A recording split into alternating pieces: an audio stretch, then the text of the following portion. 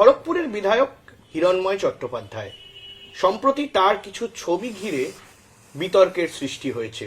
সেই ছবিতে দেখা যাচ্ছে তিনি বিবাহ বন্ধনে আবদ্ধ, কিন্তু অন্যদিকে অনিন্দিতা চট্টোপাধ্যায়, তার প্রাক্তন স্ত্রী, বলছেন এখনো পর্যন্ত তাদের ডিভোর্স হয়নি। অর্থাৎ সেখানে গিয়ে কি সত্যি হিরণময় চট্টোপাধ্যায় আরো একবার বিয়ে করলেন? আমাদের সঙ্গে রয়েছে ম্যাডাম অনিন্দিতা। ম্যাডাম, এই মুহূর্তে দাঁড়িয়ে আমি তোমাকে হিরণময় চট্টোপাধ্যায় বিয়ে করলেন? আমি তোমাকে প্রথমেই কারেক্ট করে দিই যে আমি এখনো প্রাক্তন নই। সবচেয়ে বড় ওটাই পয়েন্ট। আচ্ছা, যেহেতু প্রাক্তন নই, স্টিল আমাদের ম্যারেজটা আছে, তো তাহলে এই বিয়েটার কোনো বৈধতাই নেই। উনি কি সত্যি বিয়ে করলেন? এই যে ছবি ভাইরাল, ছবি তো দেখে আমিও, তোমরাও যা বুঝতে পারছো আমি ওইটুকুই ওটাই বুঝেছি, যে মনে তো হচ্ছে সিঁদুর পরিয়ে বিয়ে হচ্ছে আর কি। আগে থেকে জানতেন যে এরকম ধরনের কোনো সম্পর্ক আছে? বা হ্যাঁ, একজনের সাথে সম্পর্ক ছিল, কিন্তু সেটা যেরকম মানে বিয়ে করে ফেলার মতো, কারণ এটা ভাবিনি, কারণ আমার সাথে ডিভোর্স হয়নি, তো কি করে বিয়ে হবে, তাই এটা ভাবনাতেও আসেনি। ও যে এতটাই ফিল্মি হয়ে যাবে যে একবারে সিঁদুর পরিয়ে বিয়ে করে ফটো দেবে, এটা তো একদম মানে ভাবিনি। আর এটা আমার আর আমার মেয়ের জন্য খুবই যন্ত্রণার, খুব দুঃখের। হিন্দু আইন মতে এমনটা হয় না। হয় না, একদমই হয় কোথাও না। গিয়ে কি কবে থেকে জানতে পেরেছিলেন এবং কিভাবে জানতে পারলেন বিষয়টা? আমি তো মানে আগে খড়গপুরে যখন ওই আগের বারে 2021-এর ভোটে যখন যেতে, তো বাড়িটা, নতুন বাড়ি যে আমরা নিয়েছিলাম ওখানে ভাড়াতে, সেটা সাজানো গোছানো সবকিছু আমি দিনের পর দিন যেতাম, থাকতাম, কাজের মেয়ে ঠিক করা, ও কি খাবে সব ব্যবস্থা করা, সব করে দিতাম। তো তারপরে মানে দেখতাম, আর ও তো বেশিরভাগই আরবানাতেই থাকতো, চলে আসতো।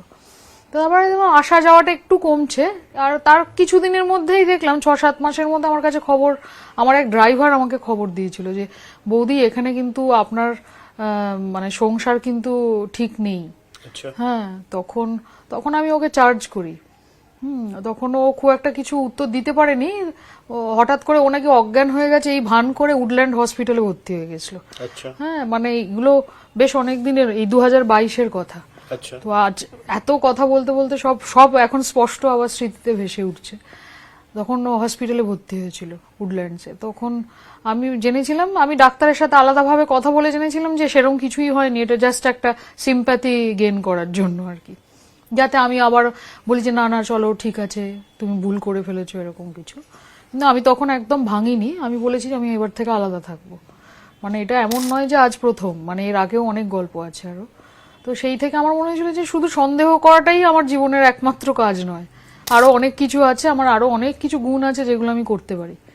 তো আমি তখন বলি যে তুমি আলাদা থাকো। তখন ও খুব একটা কিছু আর প্রোটেস্ট করে বা হাবিজাবি বুঝাতে পারেনি। আমি আলাদা ছিলাম কিছুদিন।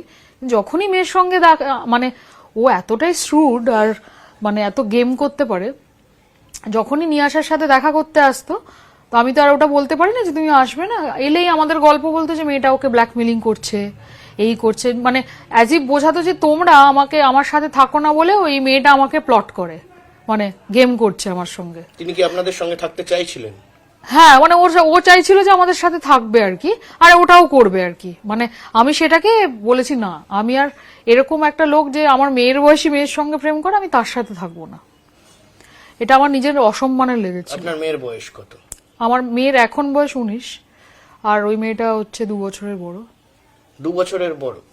সেই মেয়েটিকে আপনি আগে থেকে চিনতেন? তার আমি দেখেছি তো ওকে, আমি বললাম না খড়গপুরে যে বাড়ি যখন আমরা ভাড়া নিয়েছিলাম আমি প্রায় যেতাম আসতাম, আমি তখন ওকে দেখেছি, মহিলা মোর্চার গ্রুপের মেয়েদের সঙ্গে ওকে দেখেছি। তিনি কি বিজেপি করতেন? বিজেপি প্রতিনিধি? না না না, বিজেপি, এমনি বিজেপি করতো। আচ্ছা, মানে তাই বলেছিল আমাকে, আমি জানি না আদৌ। তারপর আমি অবশ্য বিজেপির কোনো কর্মক্ষেত্রে ওকে দেখিনি কোনোদিনও যে বিজেপি। বলা হচ্ছে, অনেকে বলছেন তিনি মডেল। না না, ও তো মডেল, অনেক কিছু লেখা যায়। আচ্ছা, আপনি কোন বড় মডেলিং অ্যাসাইনমেন্ট ওর আছে দেখুন না। সেখানে দাঁড়িয়ে কি তার পারিবারিক ব্যাকগ্রাউন্ড কিরকম বা সেই সংক্রান্ত আপনি কি কোনো আভাস পেয়েছেন? মানে সেটা আমি এখন যাই বলবো ওর পারিবারিক ব্যাকগ্রাউন্ড নিয়ে, তখন আমাকে ডিফেম করা হবে যে আমি ওদেরকে ছোট করে কথা বলছি, তাই আমি বলতে চাই না ওরা ফ্যামিলিরা কিরকম ব্যাকগ্রাউন্ড। যাই হোক, মানে ওর আমি এইটুকুই বলবো যে মা বাবা তো কোনো সুস্থ ভালো মেয়ে হিসেবে গড়ে তুলতে পারেননি ওকে। হ্যাঁ, একটা এত কম বয়সী মেয়ে এসে কোনো এরকম এত বয়স্ক একজন লোকের সঙ্গে, এটা তো ফিল্ম নয়। আমরা ফিল্মে যেগুলো দেখি খুব একটা সেটা সুখকর নয়, ওই দেখে যেটা মনে হয় যে খুব একটা মানে বলিউডের যে সব ঋত্বিক রোশনের জীবন দেখে যে ইন্সপায়ার্ড হয়ে লোকে ভাবে যে হ্যাঁ বাচ্চা মেয়ে আর বড় দারুণ কম্বিনেশন, সেগুলো করা যায় কিন্তু মানে লিগালি ডিভোর্স দিয়ে সেগুলো তারা সবাই তাই করেছে, কিন্তু তারা কেউ এরকম করেনি। তিনি কি এমনটা করবেন আপনি কোনোদিনও ধারণা করেছিলেন যে না, এরকম ধারণা এভাবে বিয়ে হয়ে যাবে হঠাৎ না, করে, না। বা আপনি যেটা বলছেন কেউ বিয়ে ধারণা করেছেন? করে? হ্যাঁ, আমি ধারণা করিনি। এই তো আগের 18 বছর জন্মদিনে আমরা তো আমার মেয়েকে নিয়ে আমরা ব্যাংককে গিয়ে একসাথে ছুটি কাটিয়ে এসেছি, আচ্ছা, তার সমস্ত ছবি টবি আমার কাছে রয়েছে। শেষ কবে একসঙ্গে থাকতেন? আমরা 2025-এর ফেব্রুয়ারি মার্চ অব্দি একসঙ্গে ছিলাম। আচ্ছা, তারপর কি হলো? তারপর আমি আবার জানতে পারলাম যে ও যে ওই যে আমাদেরকে বলতে শুরু করলো যে ও আমায় ব্ল্যাকমেলিং করে টরে বলে আমাদের সাথে আবার এসে থাকলো। আমরা বললাম হ্যাঁ হ্যাঁ এরকম তুমি একটা বাজে মেয়ের পাল্লায় পড়ে গেছো, তুমি চলে এসো বলে ও আমাদের সাথে এসে থাকতে শুরু করলো। সমস্ত মানে খড়গপুরের বাড়ি ছেড়ে দিল, আচ্ছা, সেটা ইভেন মানে যার বাড়ি ছিল তাকে চাবিটা পর্যন্ত আমি গিয়ে ডেলিভারি করে দিয়ে এসেছি টালিগঞ্জের এখানে। বাড়িটা ছেড়ে সমস্ত জামা কাপড় জিনিসপত্র নিয়ে আমাদের বাড়িতে চলে এলো। তো তারপর আবার মানে যখন ছিল আমাদের সাথে তখন আমার সন্দেহ হচ্ছিল যে ওর অ্যাটিটিউডটা ঠিকঠাক লাগছিল না, মনে হচ্ছিল কিছু গোপন করছে। ফোন দেখতাম সবসময় ফ্লাইট মোডে থাকে আমি যখনই বাড়িতে থাকি। আচ্ছা, হ্যাঁ, আমি প্রশ্ন করলে উল্টো পাল্টা উত্তর দিত, মানে আমি বুঝতে পারতাম মিথ্যে বলছে। আমি খুব একটা ঘাঁটাতাম না অশান্তির জন্য, আর সারা জীবন অশান্তি আর কার ভাল লাগে বলুন না।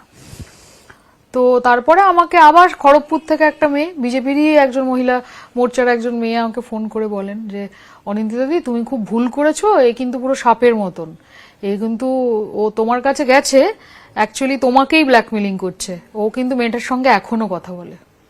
আবার আমি কিছুতেই আমার সোজা মাথায় এটা বুঝতে পারি না যে তাহলে ও এলো কেন আমাদের এখানে। হ্যাঁ, তখন এটা তো আমার মেয়ের জন্য সবচেয়ে বড় জীবনের যন্ত্রণা যে বাবা ফিরে এসে আবার চলে গেল। মেয়ে কি বলছে এখন? মেয়ে কিছু কথাই বলছে না, মানে আমাকে শুধু বললো মা এটা কি। আর দূর থেকে আমি যখন তোমাদের এরকম ইন্টারভিউ দিচ্ছি, কাল থেকে অনেক ইন্টারভিউ দিলাম, দূর থেকে আমাকে দেখছে আর কান্না কান্না মুখ নিয়ে আমার মুখের দিকে তাকিয়ে আছে। মানে ওর আমার মনে হয়েছে ওকে দেখে যে আমাকে দেখে ওর নিজের বেশি অসহায় লাগছে যে মা 25 বছর পরেও এতটা সংসার ধর্ম পালন করার পরেও এরকম অসহায় ভাবে নিজের বিয়ের ক্লারিফিকেশন দিতে হচ্ছে। আপনার বিয়ে কবে হয়েছিল? Registry marriage? রেজিস্ট্রি ম্যারেজ করে, একদম সব সার্টিফিকেট দেখাতে পারি আমি, আমার ফোনেই আছে সব। তো সে জায়গায় দাঁড়িয়ে 2000 সালের 11ই ডিসেম্বর। 2000 সালের 11ই ডিসেম্বর, এবং ঠিক তারপর থেকে কবে থেকে মনে হলো যে এই সম্পর্কটা কাজ করছে না, বা আপনি যে অভিযোগ করছেন হিরণময় বাবুর এগেনস্টে, কবে থেকে